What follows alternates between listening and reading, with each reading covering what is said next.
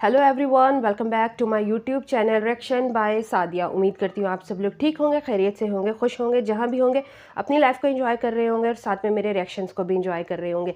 आज जिस वीडियो पे हम लोग रिएक्शन करने वाले हैं, वीडियो का टाइटल है 1 in a trillion cricket movement part 7 और इसमें हमें बहुत ज़्यादा 18 जो है वो हमको ट्रिलियन मूवमेंट देखने को मिलेंगे, जिसमें बहुत ज़बरदस्त यूनिक से मूवमेंट होने वाले हैं। तो बिना कोई देर किए हम लोग वीडियो को स्टार्ट करेंगे।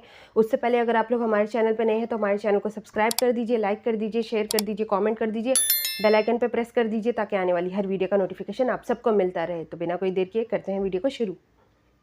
आपने 2011 के इस वर्ल्ड कप विनिंग मोमेंट की रेडियो कमेंट्री सुनी है? और क्या आपने कभी किसी बैट्समैन को एक डेडली बीमर पर छक्का मारते देखा है? और आपने एमएस धोनी को कीपिंग करते तो हमेशा देखा है, लेकिन क्या आपने कभी एमएस धोनी को फील्डिंग में डाई मारते हुए देखा है? वेल, अगर नहीं तो ऐसे ही मजेदार मोमेंट्स आपको इस वीडियो में देखने को मिलेंगे, क्योंकि ये वीडियो है 1 in a trillion cricket moments का part 7। So let's start the video with number 18। जब 2011 में इंडिया ने वर्ल्ड कप जीता था तो उस मैच विनिंग मोमेंट की फेमस कमेंट्री तो आपने सुनी होगी।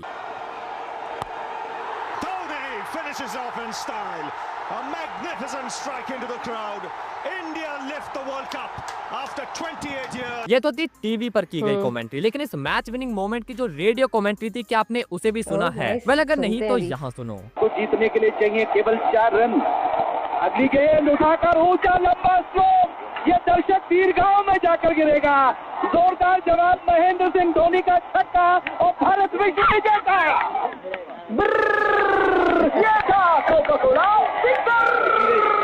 नंबर 17। आपने देखा होगा कि जब कोई टेस्ट मैच खेला जाता है तो उसमें जो ज्यादातर फील्डर्स होते हैं वो स्लिप्स में खड़े होते हैं, लेकिन फिर भी अब वहाँ 3, 4 या ज्यादा से ज्यादा 5 खिलाड़ियों को स्लिप्स में देखते होंगे, और गली को ऐड कर दें तो 6 खिलाड़ी। लेकिन क्या आपने कभी कोई ऐसा मैच देखा है जहाँ सारे के सारे फील्डर स्लिप्स में खड़े किए गए हों? वेल, आपने टेस्ट मैच में भी ऐसा होते हुए नहीं देखा होगा, लेकिन मैं आपको एक ओडीआई मैच में ऐसा रेयर इंसिडेंट दिखाता हूँ। 1999 में ऑस्ट्रेलिया और जिम्बाब्वे के बीच एक ओडीआई मैच खेला गया। इस मैच में जब जिम्बाब्वे के 9 खिलाड़ी आउट हो चुके थे, तब ऑस्ट्रेलिया ने आखिरी विकेट के लिए एक अजीबोगरीब फील्ड को सेट कर दिया। इस फील्ड में आप देखोगे कि 9 के 9 खिलाड़ी स्लिप्स में खड़े हो जाते हैं और बाकी पूरा ग्राउंड खाली छोड़ दिया जाता है।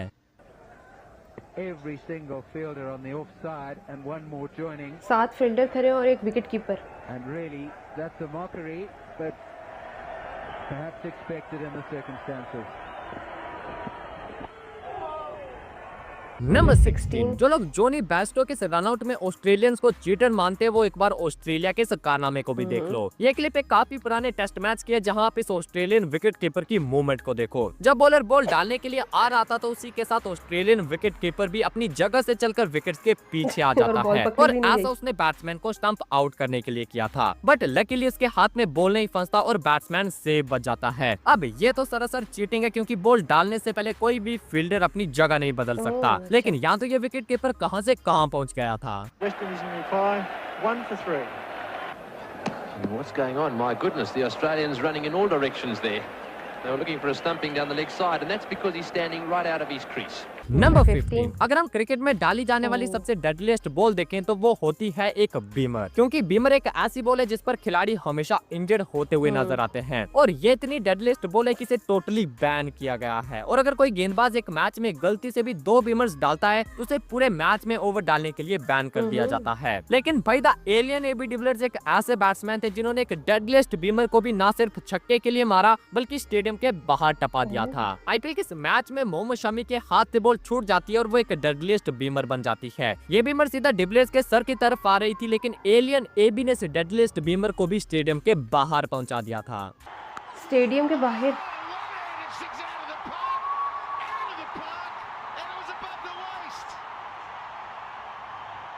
क्रिस गेल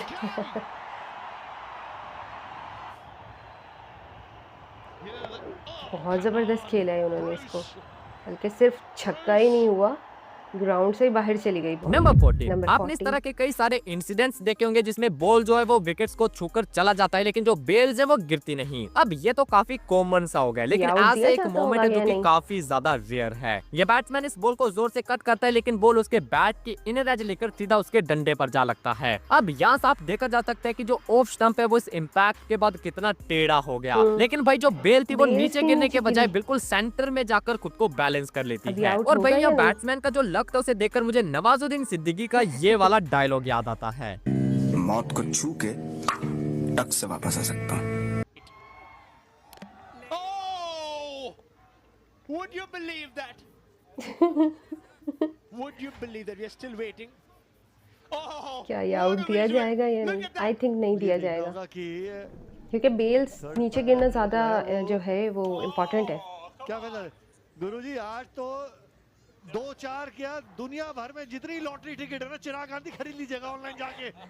नंबर 13 भाई, जब 13 क्रिकेट फील्ड पर बात सेलिब्रेशन की आती है तो उस मामले में वेस्ट इंडियंस को कोई भी पीछे नहीं छोड़ सकता, क्योंकि वेस्ट इंडियन प्लेयर्स हमेशा कोई यूनिक सा और कोई एक्साइटिंग सा सेलिब्रेशन लेकर आते हैं। अब जैसे कि यहाँ देखो, पाकिस्तान और वेस्ट इंडीज के टेस्ट मैच में वेस्ट इंडीज के स्पिन बॉलर केविन सिंक्लेयर ने शान मसूद को LBW आउट कर दिया, और फिर इस विकेट के बाद उन्होंने दिखाया कि वेस्ट इंडियन को सबसे बेहतर एथलीट क्यों कहा जाता है, क्योंकि भाई सिंक्लेयर ने इस विकेट को समर सोल्ट मारकर सेलिब्रेट किया था।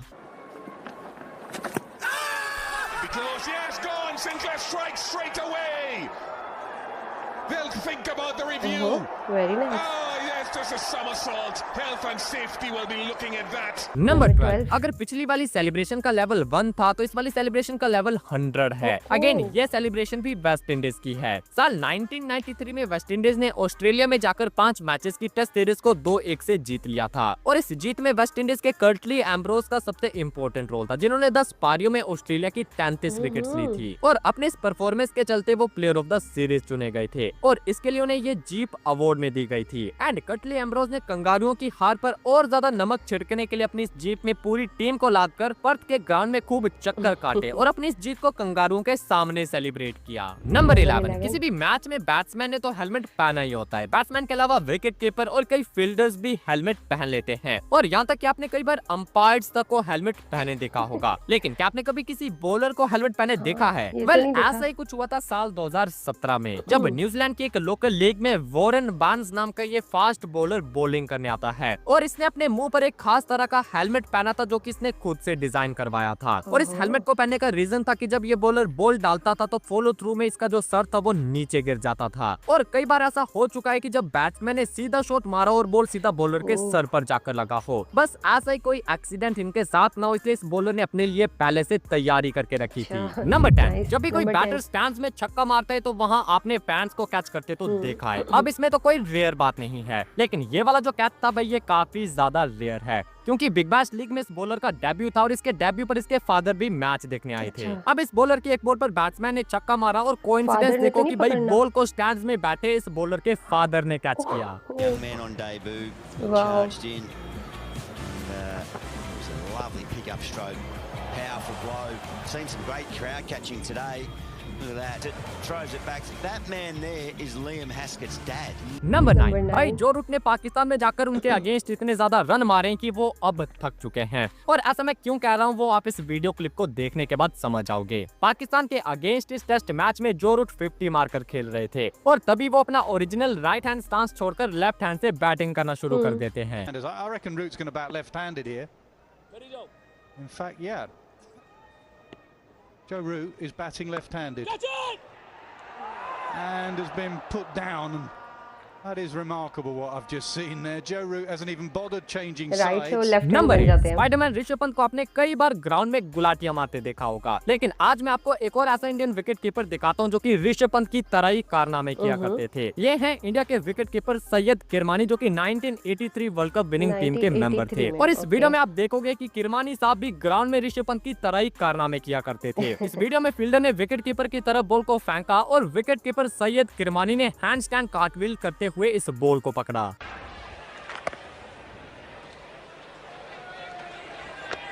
What a great take by Kilmoney. How much does that grandstand love a handstand? The old cartwheel. And have a look at this. I like it. Number Number 7, seven. थाला for a reason. और भाई आप सब MS Dhoni की fitness के बारे में तो काफी अच्छे से जानते होंगे। धोनी को स्टंप्स के बीच भागते हुए सबसे फास्ट माना जाता था, तभी तो वो सिंगल्स को डबल में और डबल को ट्रिपल में इजीली कन्वर्ट कर लेते थे। और MS धोनी की इसी फिटनेस को एक बार चैलेंज किया था नौजवान हार्दिक पांड्या ने। MS धोनी की एज 36 थी और हार्दिक पांड्या की सिर्फ 24, और हार्दिक ने धोनी को चैलेंज करा एक स्प्रिंट के लिए, और इस स्प्रिंट में भी धोनी ने हार्दिक को आसानी से पछाड़ दिया था।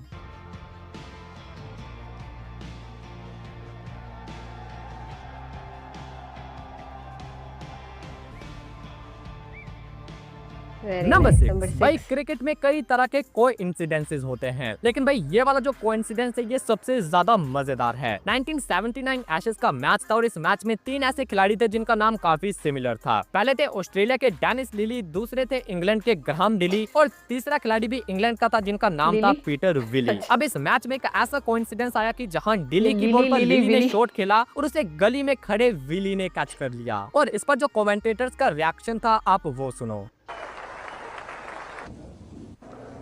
Out. Lily is gone. Caught. Well, we've had it. Lily caught Willie Boldilly for the first time of the season.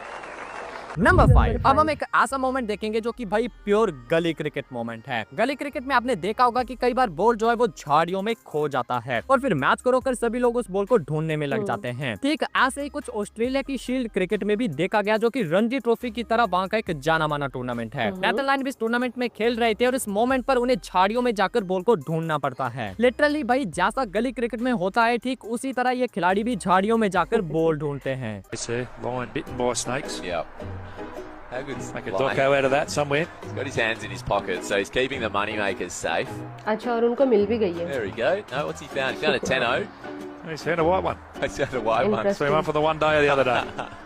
Number 4 आपने हमारी इस वाली वीडियो में काफी सारे वियर्ड डिसमिसल्स देखे होंगे, लेकिन भाई इस डिसमिसल ने तो वियर्डनेस की सारी हदें पार कर दी। मोहम्मद शमी के सामने अफ्रीका के हाशिम आमला बैटिंग कर रहे थे और शमी की इस बॉल पर हाशिम आमला ने क्या जजमेंट करी कोई भी समझ नहीं पाया। इस बॉल को बाउंसर समझकर हाशिम आमला छोड़ने के चक्कर में नीचे बैठ गए, लेकिन बॉल उछला ही नहीं और आमला के मुंह के आगे से जाता हुआ सीधा उनके स्टंप से टकराया। और मैंने तो इस तरह का डिसमिसल काफी रेयरली देखा था। वाकई काफी रेयर था। What about that? He was trying to get under it. What he's done here is ducked, and his bat is not out of the way. In fact, he's ducked it, missed everything. Number 3 अक्सर जब भी movie या गाने में कोई dance step आता है तो उसमें सभी लोगों को अपनी सिंक्रोनाइजेशन के लिए अपने स्टेप्स की टाइमिंग मैच करनी होती है, क्योंकि जब टाइमिंग मैच होती है तभी वो डांस स्टेप क्लीन नजर आता है। अब भाई मैं आपको एक ऐसी वीडियो क्लिप दिखाऊंगा जो कि फ्री स्टाइल सिंक्रोनाइज्ड है, यानी कि आप बिना कोई प्रैक्टिस के ही टाइमिंग मैच हो गई थी। पाकिस्तान और वेस्ट इंडीज का मैच था जिसमें वेस्ट इंडीज के इस बैटर ने ये शॉट खेला और बॉल बाउंड्री की तरफ चला गया। अब बॉल के पीछे पाकिस्तान के 2 खिलाड़ी भागे, एक थे शाहिद अफरीदी और दूसरे थे उमर गुल। और भाई पता नहीं कैसे इस बॉल को पकड़ने के लिए ये दोनों खिलाड़ी एक परफेक्ट टाइमिंग पर स्लाइड करते हैं और इनकी स्लाइड की सिंक्रोनाइजेशन इतनी गजब थी कि भाई आप खुद देख लो। Also deep mid wicket. वाकई बिल्कुल सेम स्टाइल उनका जो है ना। So who's to complain? That should be good for 2 here. Balance में थी dive. They come back with 3. Choose to go for it. It's come out very positive. What's Umar Gul? Shahid Afridi. Both ground. No, one of you's got to be up for the throw. बिल्कुल same action था। It's like watching synchronized swimming.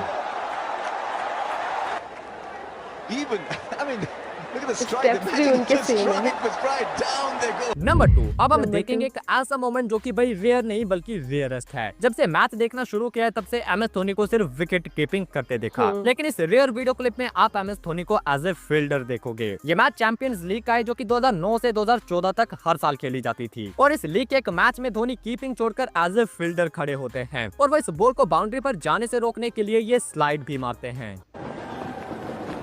और धोनी की running तो वैसे ही बहुत तेज है। Will land safely.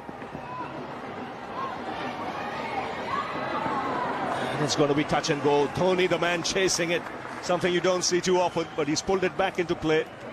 But a good over this for the Yorkshire Cup. Number 1 M S Dhoni का ये रेयर मोमेंट तो आपने देख लिया, लेकिन क्या आपने एम एस धोनी की फास्टेस्ट एवर स्टंपिंग देखी है? वेल एम एस धोनी की जो फास्टेस्ट स्टंपिंग थी उसकी स्पीड देखकर आपके होश उड़ जाएंगे और ये स्टंपिंग देखने के लिए आपको ये वाली वीडियो देखनी होगी। 0 सेकंड वाली तो नहीं जी गाइस। तो ये थी आज की वीडियो जिसमें हमें 1 in a trillion मोमेंट देखने को मिले। बहुत मज़ा आया और बहुत ज़बरदस्त मोमेंट थे। ईच एंड एवरी मोमेंट ज़बरदस्त मज़ा आ गया। तो उम्मीद करते हैं कि आपको हमारा रिएक्शन पसंद आया होगा। रिएक्शन पसंद आया है तो आपको पता है आपने हमारे चैनल को सब्सक्राइब करना है, लाइक करना है, शेयर करना है, कमेंट करना है, बेल आइकन पे प्रेस करना है ताकि आने वाली हर वीडियो का नोटिफिकेशन आप सबको मिलता रहे। आपसे मुलाकात होती है नेक्स्ट वीडियो नेक्स्ट रिएक्शन के साथ। अपना बहुत ज़्यादा ख्याल रखिएगा, दुआओं में याद रखिएगा। Bye bye, take care, subscribe करके जाइएगा।